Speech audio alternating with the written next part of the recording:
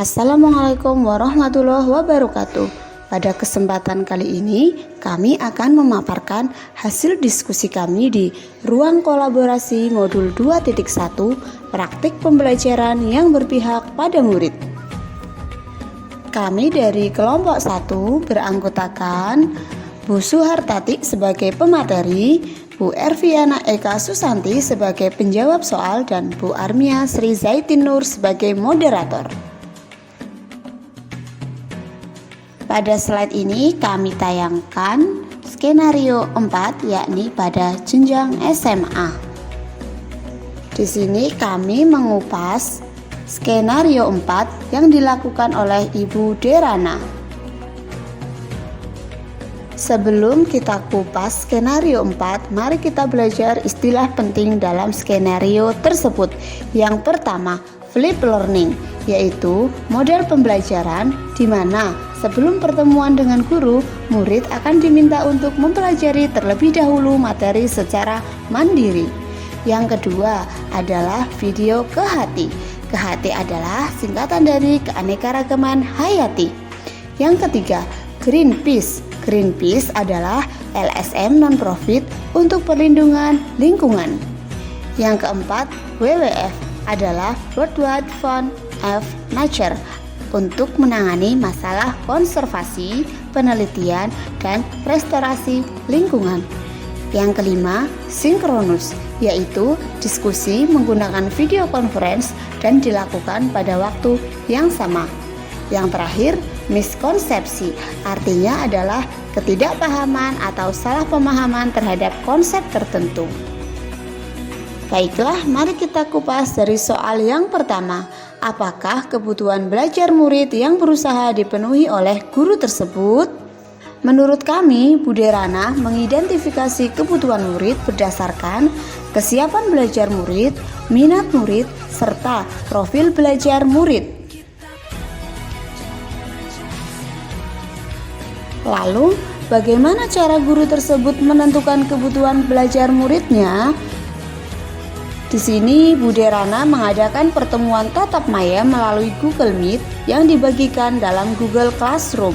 Bu Derana juga menanyakan pertanyaan pemantik yang bertujuan untuk memulai dan memperkaya kegiatan diskusi. Kesiapan belajar murid. Di sini Bu Derana menyediakan berbagai sumber belajar seperti artikel dari koran, video dari ke hati, WWF, Greenpeace yang diambil dari internet. Lalu, Bu Derana melakukan tahap forum diskusi sinkronus dengan memberikan pertanyaan pemantik untuk memulai pembelajaran.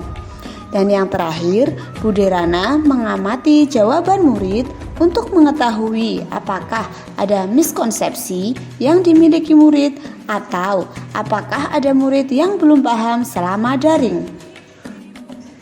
Minat murid. Bu Derana memberikan murid tantangan untuk membuat paket info digital yang mengidentifikasi ancaman pada satu lokasi di wilayah Indonesia yang membawa dampak negatif bagi 3 tingkatan keanekaragaman hayati. Sekaligus berikut rekomendasi penanganannya. Bentuk paket info digital pun bebas, sesuai kenyamanan murid, misalnya video singkat, poster digital, situs web, rekaman suara, dan sebagainya.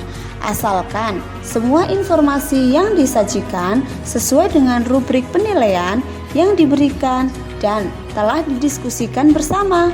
Murid kemudian bekerja secara mandiri berdasarkan tenggat waktu yang telah disediakan.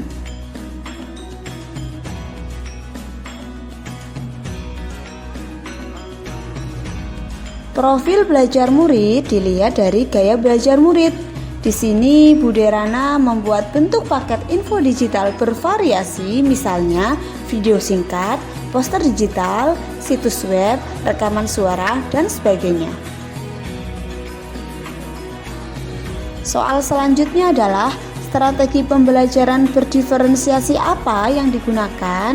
Menurut kami, Bu Derana telah melakukan pembelajaran berdiferensiasi, yakni diferensiasi proses, konten, dan produk.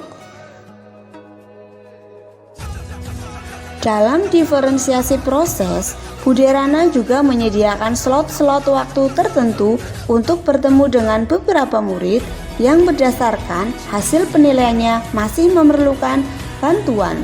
Di dalam slot waktu khusus ini, Buderana menjelaskan kembali konsep-konsep serta memberikan banyak contoh. Diferensiasi konten di sini terlihat bahwa Buderana menyediakan berbagai sumber belajar seperti artikel dari koran, video dari Kehati, WWF, Greenpeace yang diambil dari internet. Sedangkan untuk diferensiasi produk, Buderana meminta murid untuk mengumpulkan paket info digital. Kriteria bebas sesuai kenyamanan murid, misalnya video singkat, poster digital, situs web, rekaman suara, dan sebagainya. Asalkan semua informasi yang disajikan sesuai dengan rubrik penilaian yang diberikan dan telah didiskusikan bersama. Soal yang terakhir adalah bagaimana guru tersebut melakukan penilaian? Menurut kami, Buderana sudah melakukan 3 penilaian, yakni Assessment for Learning, Assessment of Learning, Assessment as Learning. Assessment for Learning, yakni penilaian yang dilakukan selama berlangsungnya proses pembelajaran. Bisa juga berarti kegiatan observasi kepada murid selama diskusi atau pembelajaran berlangsung agar tidak terjadi miskonsepsi. Jika kita hubungkan dengan situasi dalam skenario, maka Buderana menilai keaktifan murid dalam menjawab pertanyaan selama proses pembelajaran, yakni yang diberikan secara langsung setelah pemaparan materi dilakukan. Assessment as Learning, yakni penilaian sebagai proses belajar dan melibatkan murid secara aktif dalam kegiatan penilaian tersebut.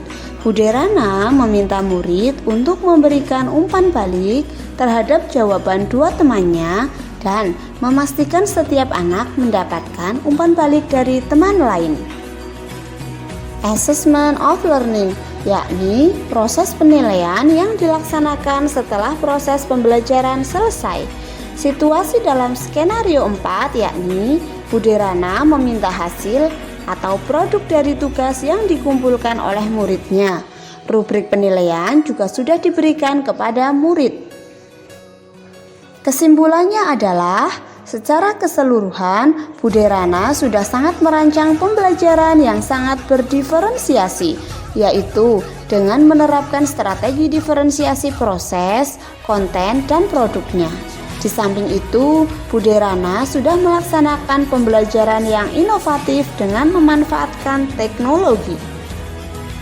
Sekian pemaparan dari kelompok kami. Terima kasih, semoga bermanfaat. Salam guru penggerak, tergerak, bergerak, menggerakkan. Wassalamualaikum warahmatullahi wabarakatuh. Sampai jumpa.